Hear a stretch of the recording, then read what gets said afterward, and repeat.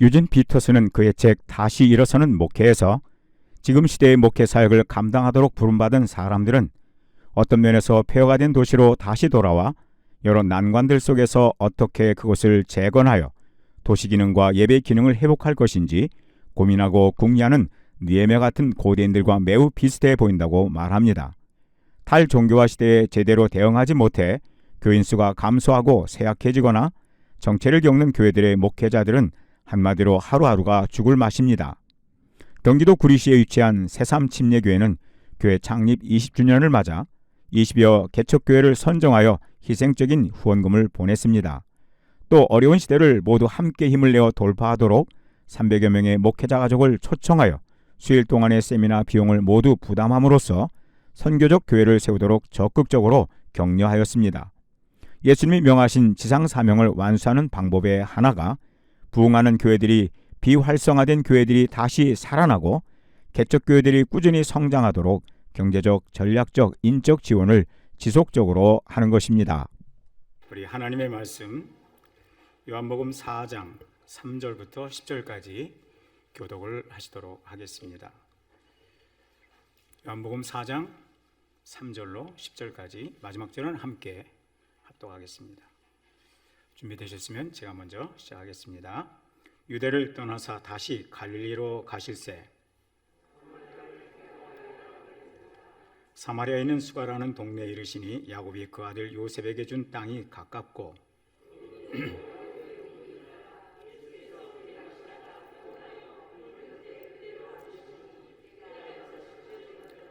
사마리아 여자 한 사람이 물을 기르러 왔음에 예수께서 물을 좀 달라 하시니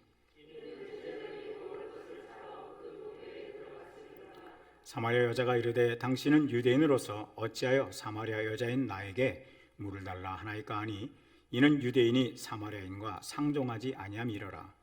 예수께서 대답하여 이르시되 내가 만일 하나님의 선물과 또 내게 물 좀 달라 하는 이가 누구인 줄 알았더라면 내가 그에게 구하였을 것이요 그가 생수를 내게 주었으리라. 아멘. 자리에 앉으시겠습니다. 1분 칼럼에서도 그 고마운 마음을 또 전국 교회에 이렇게 알리고자 했습니다마는 새삼침례교회가 창립 20주년을 맞이해서 코로나19 상황이 3년간 지속되는 동안에 한국에 거의 1만 교회 이상이 문을 닫았습니다.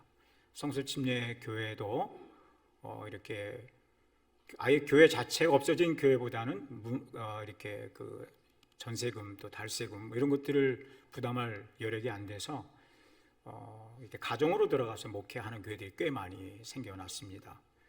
여러분들이 20여 교회를 선정해서 희생적인 후원금을 보내주신 것이 그 개척교회 목회자들이 얼마나 큰 힘이 되었을지 그 고마운 마음을 제가 오늘 좀 대신해서 전달해 드리고 싶었고요.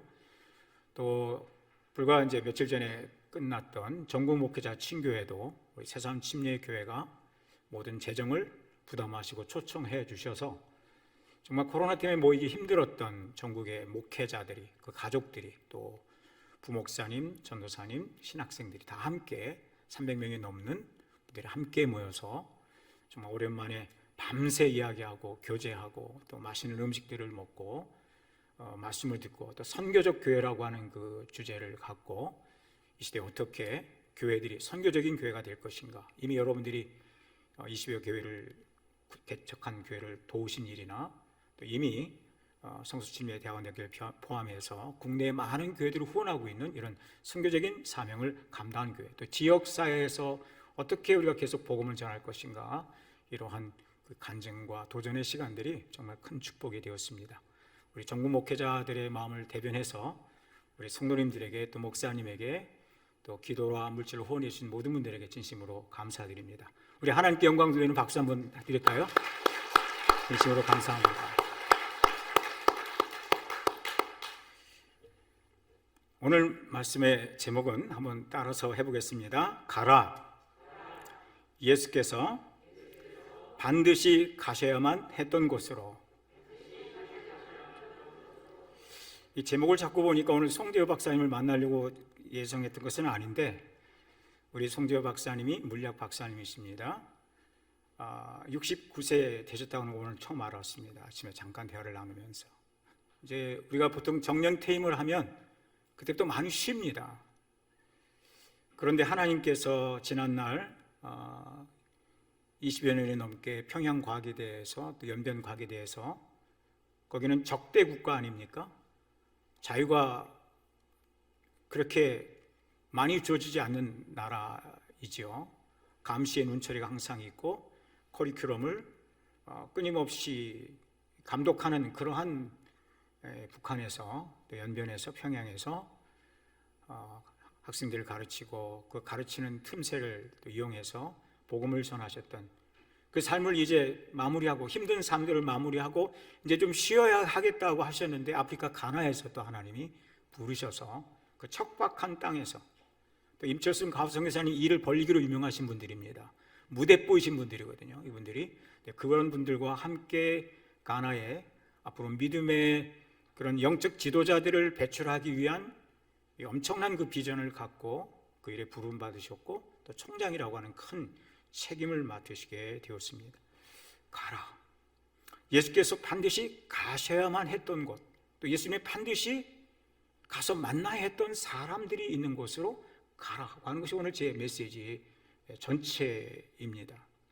여기 3절에 보면 유대를 떠나서 다시 갈릴리로 가실새 사마리아를 통과하여야 하겠는지라 나옵니다.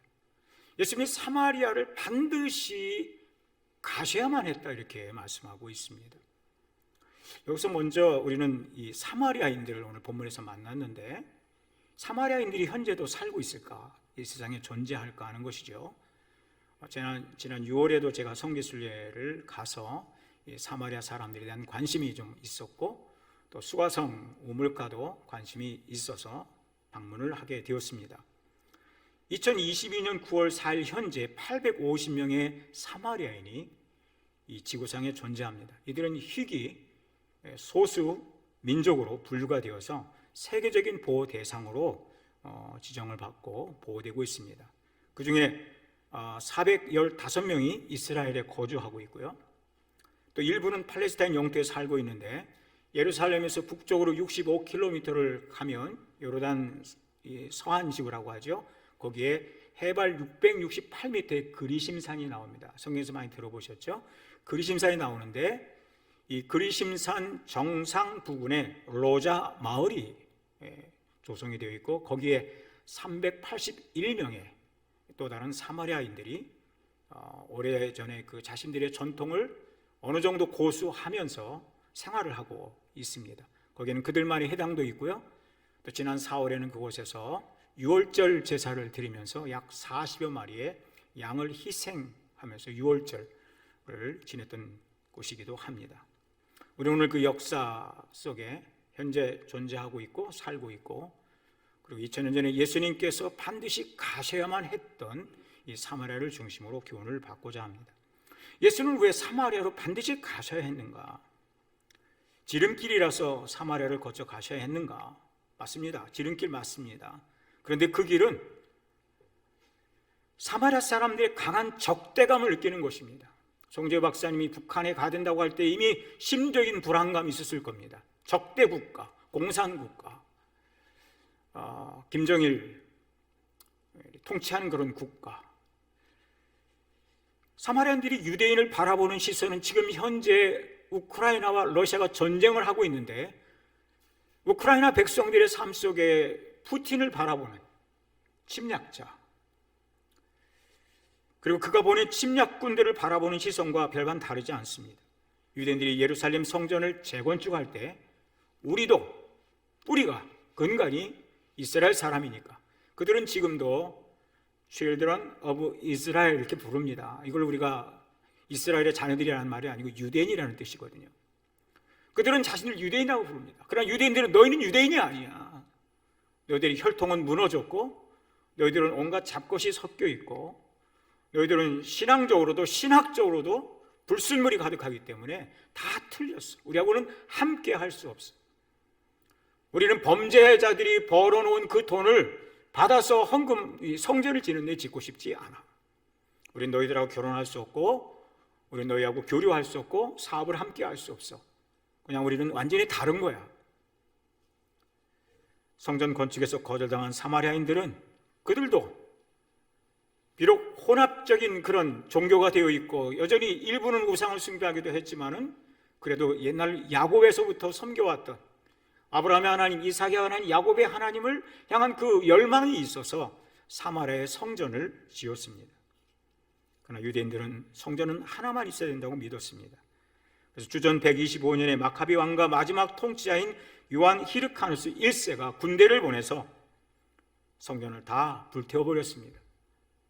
그리고 거기 있던 제사장들을 다 죽였습니다. 유대인과 사마리아인들의 오랜 역사적으로 나빴던 관계는 이제 뼈에 사무치는 원수 관계가 되었습니다. 예수님이 사마리아로 가는 것은 원수들을 대면하러 가는 것입니다. 언제 돌로 맞을지, 언제 침뱉음을 당할지, 언제 어딘가로 납치되어서 죽을지도 모르는 그 사마리아로 가신 것은 또 다른 이유가 있었습니다. 혹시 신부감을 찾으러 가셨을까?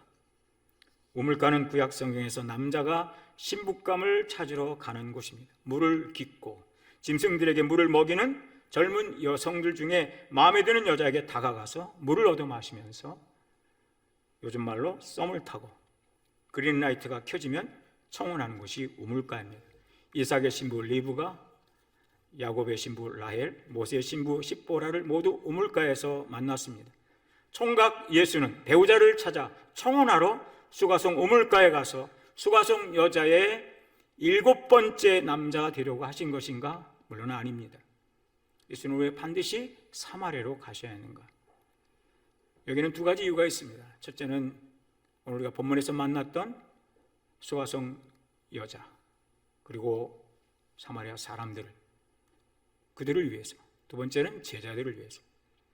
이 두 가지 이야기를 오늘 나누려고 합니다. 첫째로 선교적 필요성 때문에, 따라서 하겠습니다. 선교적 필연성 때문에, 선교적 필연성 때문에 피해갈 수 없는, 거부할 수 없는 하나님의 뜻이었습니다. 적대자가 있지만은 우호적이지 않은 길이지만 언제 어디서 돌이 날아올지 모르는 길이지만 그것은 반드시 가야 했습니다. 사마리아로 가야만 했습니다. 여기 10절에서 예수께서 대답하여 이르시되 내가 만일 하나님의 선물과 또 내게 물 좀 달라는 이가 누구인 줄 알았더라면, 여기 하나님의 선물과 물 좀 달라 하는 이는 동격이라고 하지요. 하나님의 선물은 곧 예수 그리스도인데 예수 그리스도가 누구인지 모르면 하나님의 선물이 무엇인지도 모르고 하나님의 선물이 우리를 위해서 그 아들을 세상에 보내어 십자가에 못 박아 우리의 죄를 대신하여 죽게 하시고 하나님과 우리를 화해시키는 화목제로 삼으시고 모든 믿는 자들을 의롭다 칭하시며 영원한 생명을 주셨던 이 하나님의 선물과 예수 그리스도가 하나라는 사실을 깨닫지 못하고 있는 그 영혼들, 한 사람, 한 여자, 그 동네 사람들을 구원하시기 위해서 예수는 반드시 가셔야만 했습니다. 그의 마음을 지배하는 것은 편한 환경이 아니고 지름길이라서가 아니고 원한 맺힌 사람들이 있지만 구원해야 할 한 사람, 반드시 복음을 전해서 인도해야 할 동네 사람들이 있기 때문에 그것을 가셔야만 했습니다. 오늘 여러분의 마음속에 바로 그 마음을 이 시간 하나님이 주시길 주의 이름으로 축원합니다. 예수께서 가셔야만 했던 그 길을 우리 제자들도 따라가야 합니다.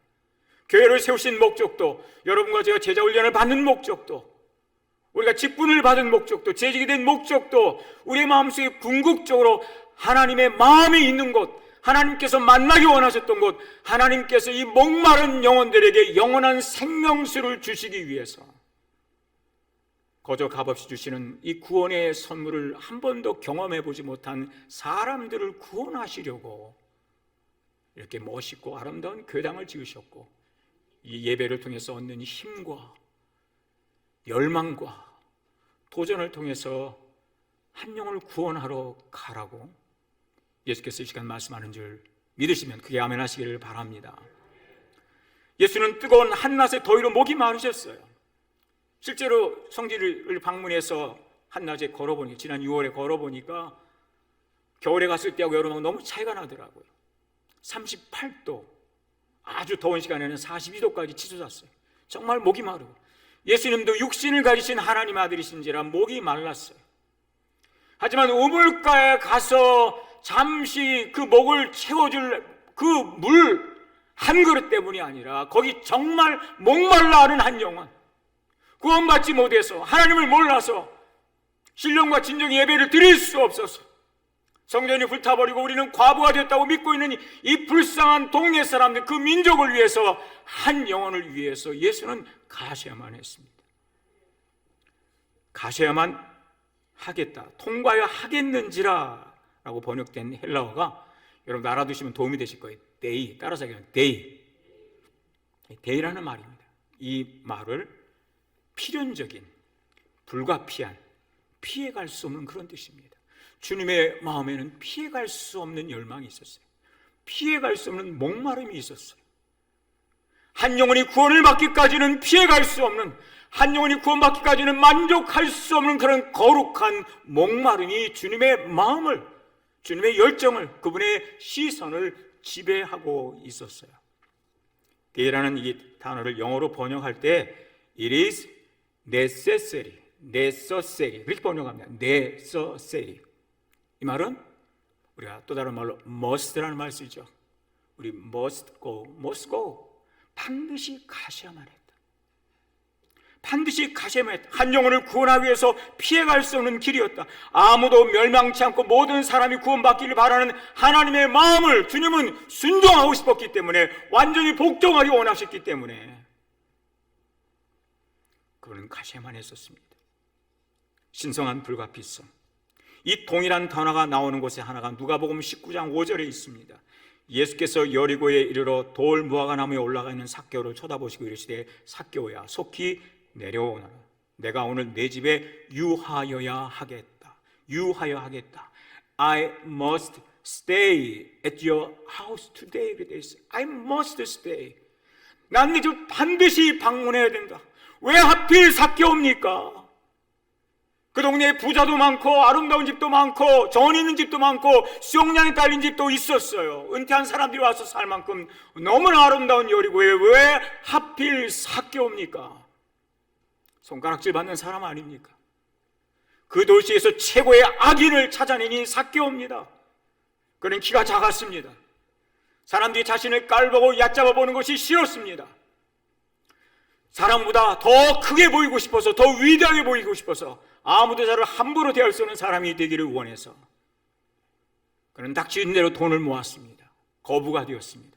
원하는 모든 것을 얻었습니다. 그러나 그는 손가락질 받는 인생이 되었습니다. 모든 사람이 그를 포기했습니다. 저 사람은 안 돼. 저 사람은 틀렸어. 누가 와도 변화시킬 수 없어. 저 사람은 이 사회의 해악이야. 존재해서는 안 되는 인간이야. 근데 바로 그 사람의 집을 찾아가서 누구도 가르쳐주지 않았던 그 삭개오의 이름을 부르시며, 삭개오야, 내가 오늘 내 집에 머물러야 하겠다. 너하고 함께 밥을 먹어야 되겠다. 너하고 함께 동거를 해야 되겠다. 오늘 내가 네 친구가 되어줘야 되겠다. 수많은 사람이 비난했습니다. 왜 저분은 하나님의 아들이라고 하면서 왜 하필 저렇게 인생의 가능성이라고는 조금도 보이지 않은 인간의 집을 찾아가시는가? 예수님 누가복음 19장 10절에서 말씀하셨죠. 인자에 온 것은, 여러분도 한번 해보십시오. 인자에 온 것은, 계속 해보세요. 잃어버린 자를 찾아 구원하려 함이라고 그랬습니다. 예수님이 오신 목적은 잃어버린 자를 찾아 구원하러 오셨어요. 여러분 그렇게 믿으시면 아멘 하십시오.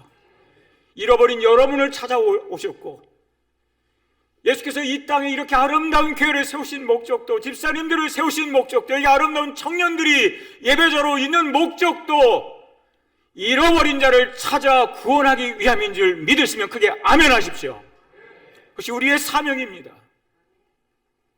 이 아름다운 교회당을 여러분만 누리겠습니까? 한 번도 복음을 들어보지 못한 사람들, 손가락질 받는 사람들, 희망이 없다고 버려진 사람들, 우리가 악이냐고 부르는 사람들, 그 사람들을 변화시키려고. 왜냐하면 복음은 사람을 구원하는 능력이 있음을 믿습니다. 죄인을 구원하는 능력이 있습니다. 술주정뱅이를 변화시켜 신학자를 만드는 능력이 있습니다. 강도를 변화시켜 이 땅의 모든 가난한 사람들을 도울 수 있는 비옥가로 변화시키는 능력이 있음을 믿습니다. 한때 세상의 악인이었던 사람들이 변화되어서 하나님 나라의 복음 사역자가 되고 선교사가 되고 이 땅에 수많은 사람들을 옳은 대로 돌아오게 하는 복음의 능력이, 십자가의 능력이, 부활의 능력이 있음을 믿으시면 아멘 하십시오. 예수님이 사마리아로 가셨습니다. 여리고로 가셨습니다. 선교적 필요성 때문에, 거기 구원에 목말라 하는 사람들이 있기 때문에, 우상을 숭배하는 사람들이 있기 때문에, 자신들의 힘으로는 스스로 구원할 수 없음을 절실하게 느끼지만 누구도 찾아와서 구원의 길을 보여주지 않고 있는 그 사람들을 불쌍히 여기시면서 예수님은 사람들의 비난에 개의치 아니하고 사람들의 돌팔매질에 개의치 아니하시고 한 영혼을 구원하기 위해서 그 사람들을 통하여 한 동네를 구원하시려고 반드시 가셔야만 했습니다. 예수께서 이 여자에게 하나님의 선물이 왜 필요한지 이런 질문을 하셨죠. 가서 내 남편을 불러오라. 나는 남편이 없습니다. 맞다, 네 말이 맞다.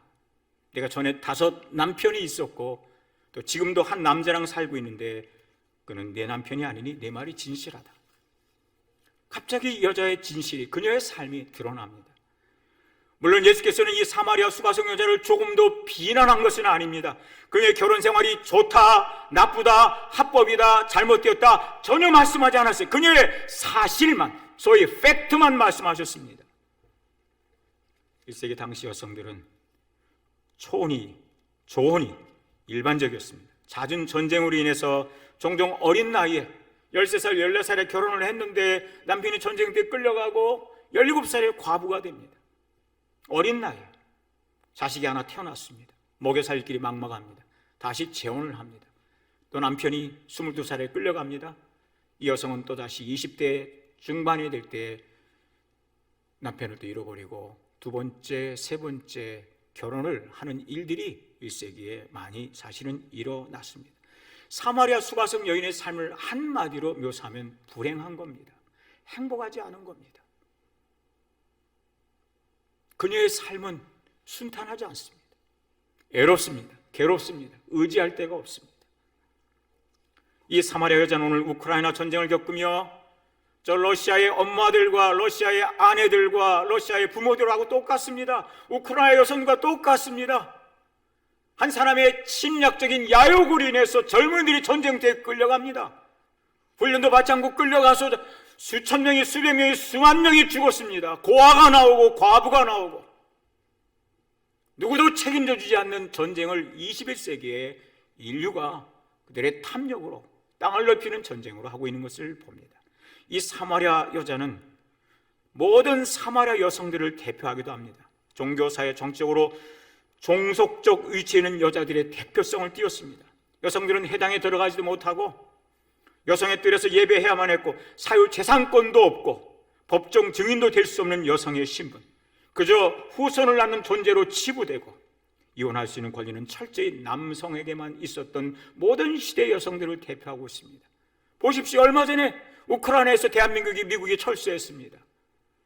대한민국이 우크라이나가 아니라 이 아프가니스탄에 들어가서 20년 동안 가르쳤습니다. 글자를 가르쳤습니다. 그런데도 2022년 자료를 보니까 아프가니스탄 여성들의 문맹률이 90%에 이릅니다.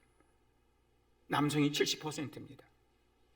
21세기를 살면서 한국과 미국이 철수하자 탈레반이 들어와서 무슨 일을 했습니까? 그들은 가장 먼저 여성들의 학교 출입을 금지시켰습니다. 여성들의 사회적 지위를 다 떨어뜨렸습니다.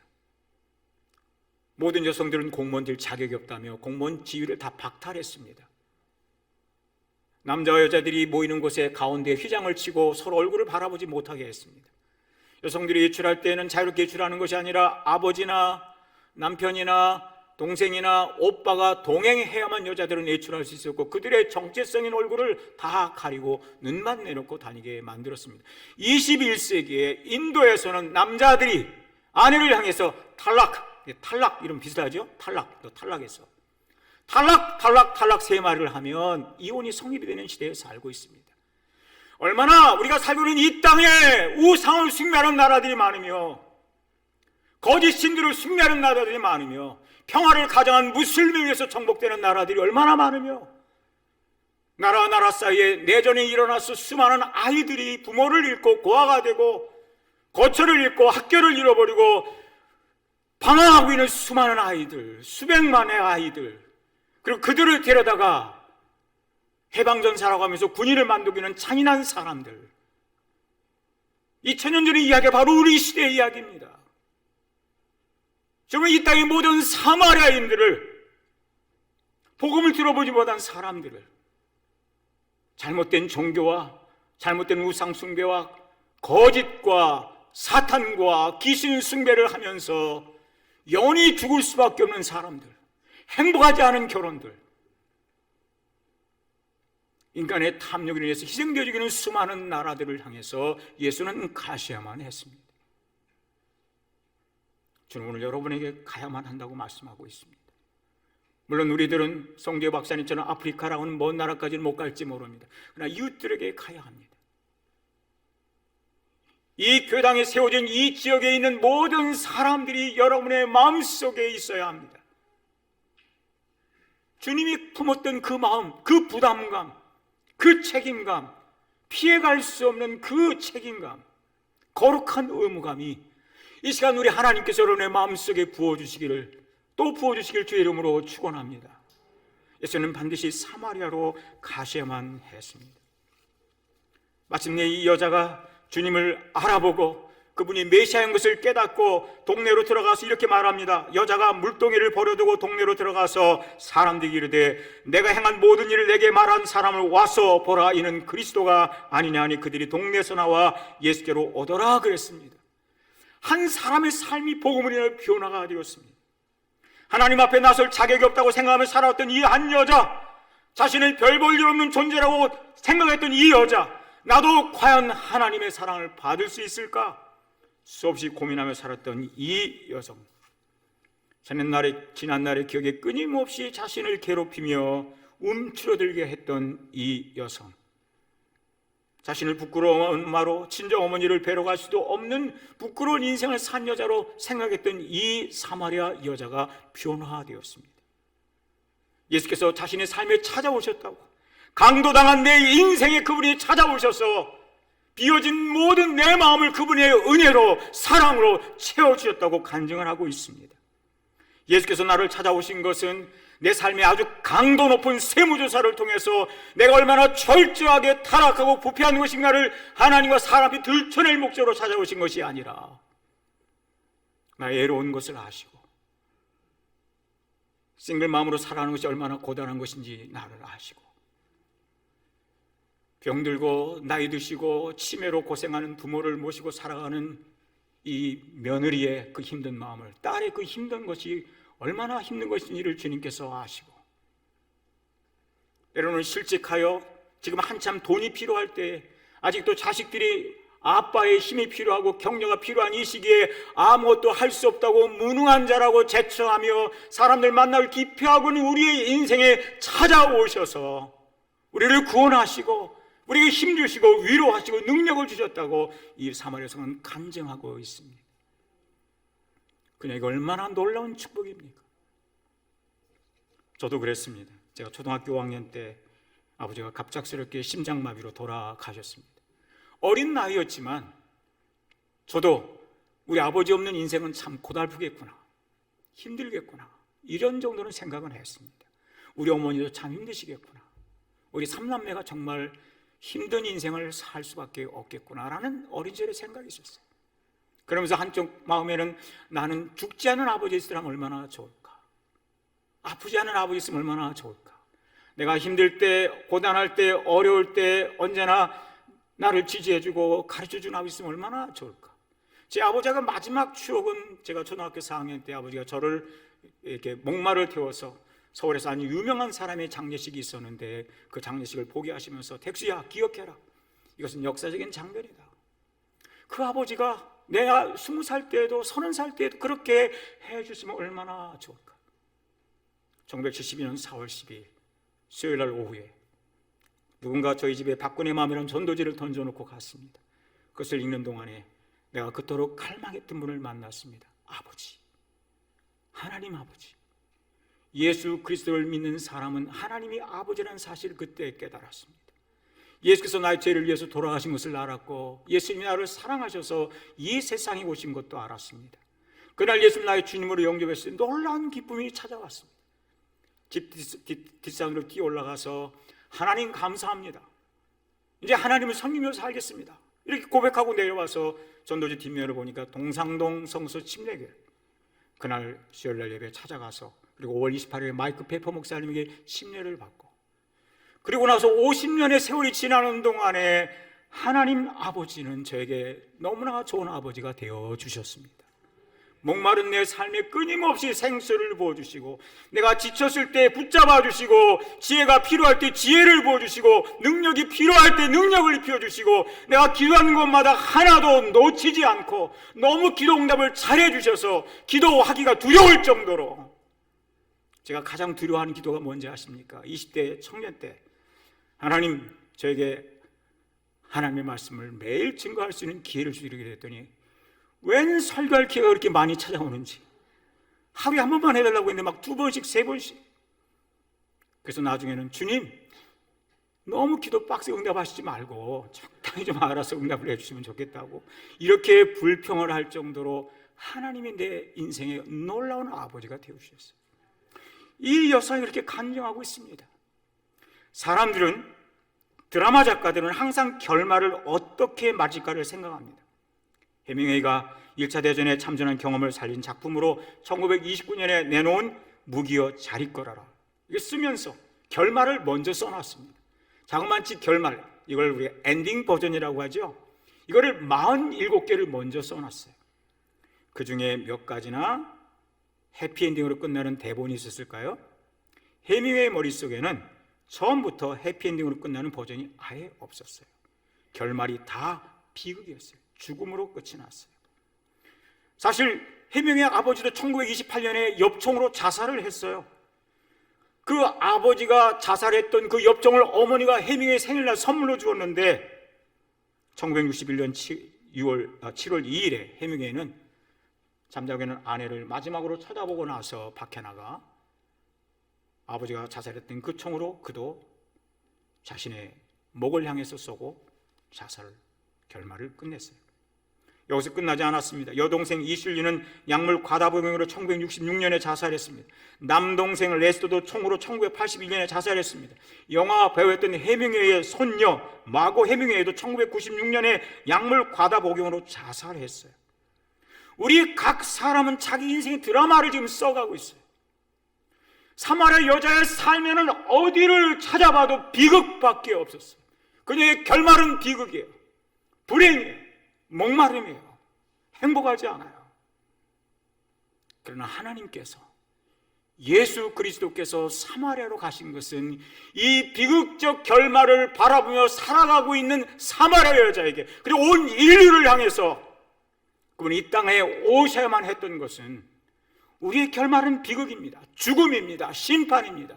한 번 죽는 것은 사람에게 정하신 것이고 그 후에는 심판이 있으리니, 하나님 없는 인간, 그리스도를 주님과 구주로 영접하지 못한 모든 인류의 종착점은 비극입니다. 심판입니다. 그러나 이 사마리아 여자가 그리스도를 만난 뒤에 비극이 끝나고 해피엔딩, 엔딩 버전이 해피엔딩으로 시작이 되었음을 하나님께 영광을 돌립니다. 그리스도가 여러분에게 하려고 하신 일도 바로 그 일입니다. 여러분과 제가 해야 할 일도 바로 그런 일입니다. 비극을 향해서 가고 있는 이 시대의 불행한 사람들, 그리스도 없는 사람들을 향해서 그리스도 안에서 비극을 끝내고 그리스도 안에서 해피엔딩의 새로운 버전으로 우리의 인생 드라마를 써내려 가라고 예수님이 우리를 찾아오신 것을 하나님께 감사하면서, 여러분도 주님처럼 선교적 필연성 때문에 여러분 주위에, 여러분 이웃에, 직장 동료 가운데 여러분의 사마리아 여자를 찾아내시고 그들을 찾아가 어떤 환경에서도 그리스도를 증거하여 구원으로 인도하는 분들이 되길 주의 이름으로 축원합니다. 마지막으로 제자들에게 선교의 긴박성을 일깨우려고 예수님은 사마리아로 가셔야만 했었습니다. 사마리아 여자 대화를 마치고 이 여자가 구원의 기쁨에 감격해서 온 동네에 들어가 가지고 간증을 하고 온 동네 사람들을 그리스도 앞으로 인도해 오는 같은 시간에 제자들의 관심사는 무엇이었습니까?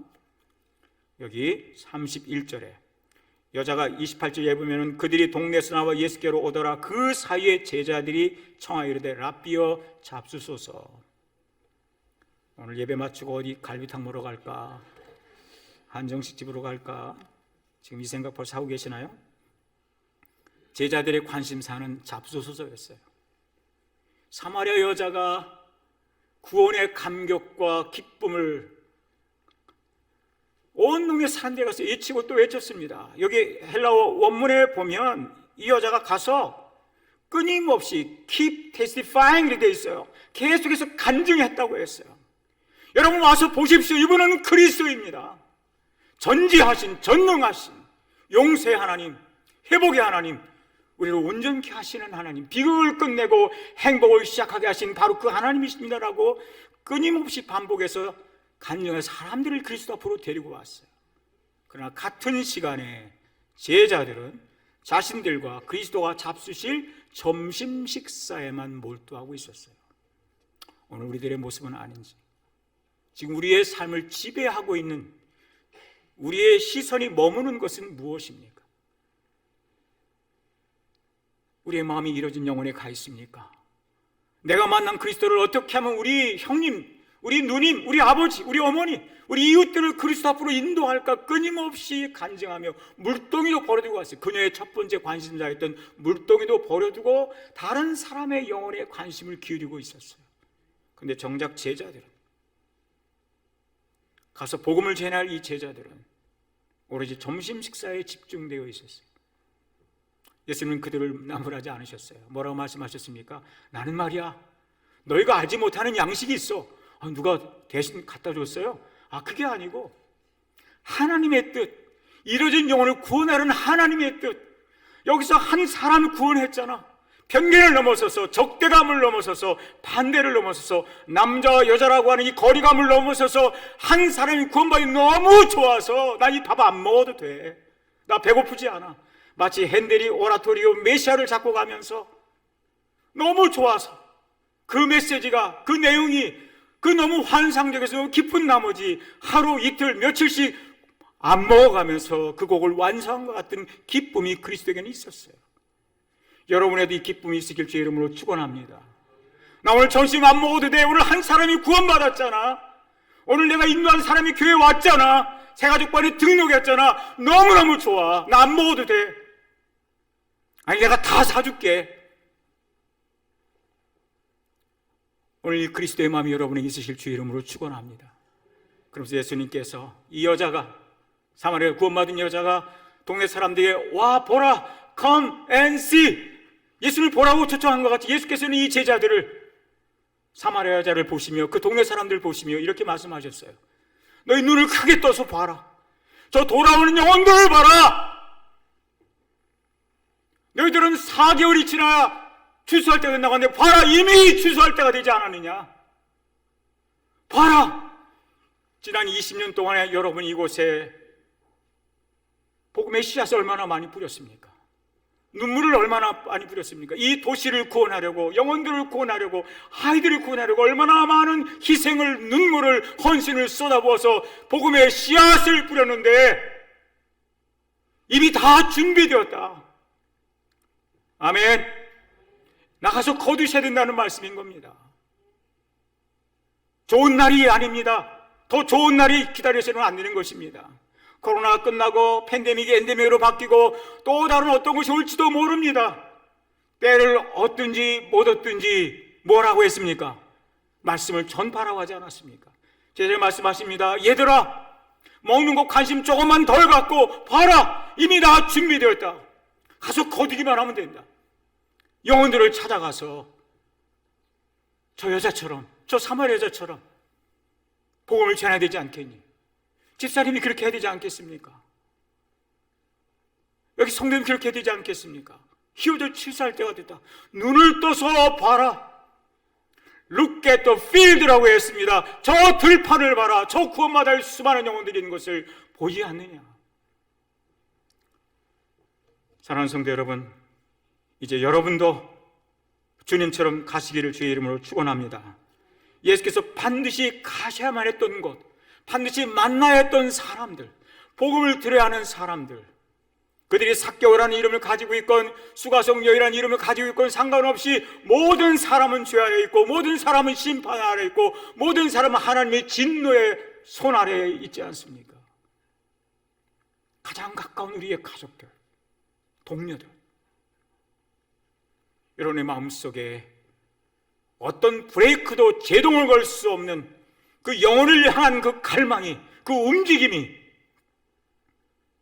그 거룩한 그 충동이 한 사람을 찾아가서 그를 그리스도 앞으로 인도하기까지 멈출 수 없는 그 선교적 필연성이 오늘 여러분의 마음에 하나님께서 부어주시고 또 부어질 주의 이름으로 축원합니다. 옛날에 그런 마음이 여러분들 있었을 겁니다. 구원받고 난 직후에 그런 마음들이 있었을 겁니다. 그러나 지금 그 마음을 잃어버렸다고 하면, 우리 마음이 화석처럼 굳어버렸다고 하면, 여러분 이번 주간에 한 끼 두 끼 희생하시면서 먹는 일 잠시 그 관심을 좀 내려놓고 맛집에 대한 탐색을 좀 잠시 내려놓고 주님, 내 눈을 열어서 구원받을 영혼들을 보여주십시오.